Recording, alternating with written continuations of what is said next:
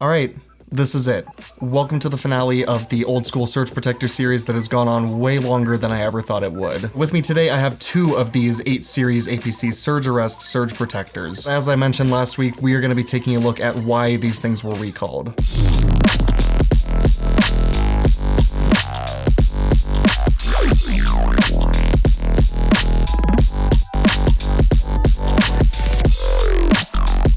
The one on my left right here is a 1998 model, and the one on my right here is a 2020 model. Closely looking at these two things side by side, you actually can see quite a few differences. The main few that stand out to me are the fact that the printing on the older one is actually quite a bit cleaner looking than it is on the new one. It's especially noticeable on the network badge versus the professional badge on the old one. The older one also says apcc.com on the front, while the newer one says apc.com. And the older one also has these two always on outlets, where the newer one just has all 8 of them controlled by the switch. However, the elephant in the room is the recall. This 1998 model is affected by the recall, where the newer one from 2020 is not. For those of you who don't know about the recall, which did in fact affect the 7 and 8 series versions of this surge protector, I'm gonna go ahead and just read a little bit of information off of the government recall information site. These were recalled on October 3rd of 2013. There were about 15 million units affected, and it affects all APC 7 and 8 series SurgeArrest surge protectors manufactured before 2003. Now, these things were made from 1993 until 2023, and the way you can find the date code on these units is in the serial number. Some of the serial numbers have 2 characters at the beginning. This one just has 1, but in this case, the serial number starts with Z98, which means this one was manufactured in 1998, and of course, in turn, is affected by the recall. And the hazard that caused this recall is that the surge protectors can overheat, smoke, and melt, potentially posing a fire hazard. And since APC no longer manufactures these units and can't send you out a replacement, the remedy listed on the website here is just to dispose of it. What we're going to be doing today is opening up both of these units, the one from 1998 and the brand new one that I just unboxed last week from 2020. Now, another difference I did notice between these two is that the older one is quite a bit heavier than the new one is. And I know that this one does have the coax and Ethernet protection built into it, where the newer one does not. However, I do have another one of these things that's actually running the lights and monitors and charging my MacBook for this recording setup I have here. And that one in fact does not have the coax protection built into it. However, it is still quite a bit heavier than the 2020 model. So I'm actually really curious to see what they've changed inside of these things. We're gonna go ahead and get started by opening up the 1998 model.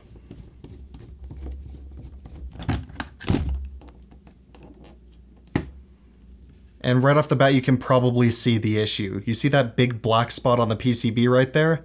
That's not supposed to be like that. Taking a closer look at it with the macro shot here, on the other side of the PCB, you can see these 3 resistors that have very clear signs of being overheated in the past. These are in a very bad position to get a good angle for you guys here, but you can at least see that front one there.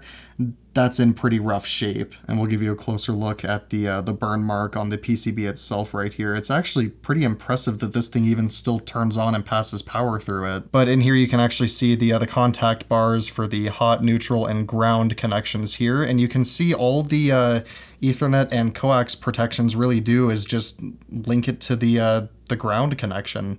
It's not really much to it, but here's a nice clean look at the internals of this thing for you guys so we can compare it to the 2020 model in just a little bit here. Other than those 3 resistors that have clearly overheated in the past, the inside of this thing actually looks pretty clean. I'm not seeing any other issues with it other than, you know, of course, this right here. You can also see pretty clearly on the back of this unit right here that there is clear color distortion from the heat of those resistors, you know, heating up the plastic.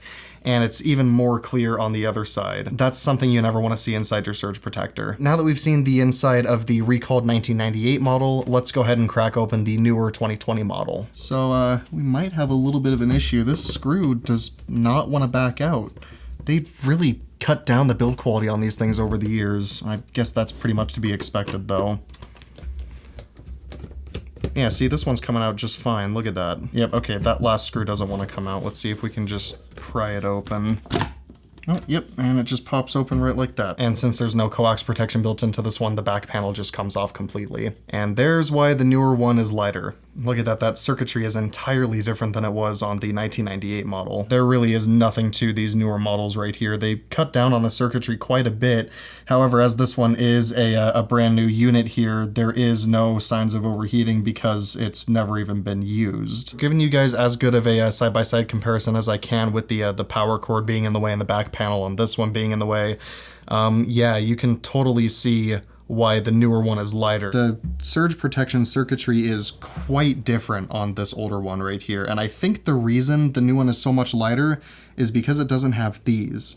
Now, it does have them. They're just quite a bit smaller than they are on the older one over here. I honestly did not expect there to be that big of a difference between these two units. That's really interesting to me. It's like a combination of cost cutting and safety recalls that made these things into what they became before they were discontinued last year. I don't know how well you're going to be able to see it, but on the older one right here, it looks like they actually used like a custom molded LED for the protection working indicator, and on the newer one it's just literally a normal green LED with its leads bent, and then it hangs over that little green diffuser thing right there. Other than the large difference in the surge protector circuitry, the inside looks pretty much exactly the same. You got your circuit breaker here, and also on the newer one you've got your circuit breaker right here. This one I believe was a higher end one because it's got the Ethernet and the coax protection. This newer one has none of that. You can also see that the power rails are exactly the same here, but I'm also noticing another reason that the circuit board is probably smaller on this one is because the newer one doesn't have those two always on outlets. This one just looks like it was built so much better, man. Like, other than of course, you know, the 3 resistors that overheated, but I don't know, this older one just looks more put together than the newer one does over here. I don't know, let me know what you guys think in the comments. Really, really cool to see the differences between these two devices right here, being that they're more than 20 years apart from each other in age. So there you go, guys. That is going to be it for this mini-series on these vintage APC surge protectors. I'm glad I was able to get an older one and a newer one, so we were able to, you know, break them open and see the differences and changes that have been made to them throughout their production life cycle. But anyway, though, guys, until the next video, that is going to be it. Hope you enjoyed it, and as always, thank you for watching.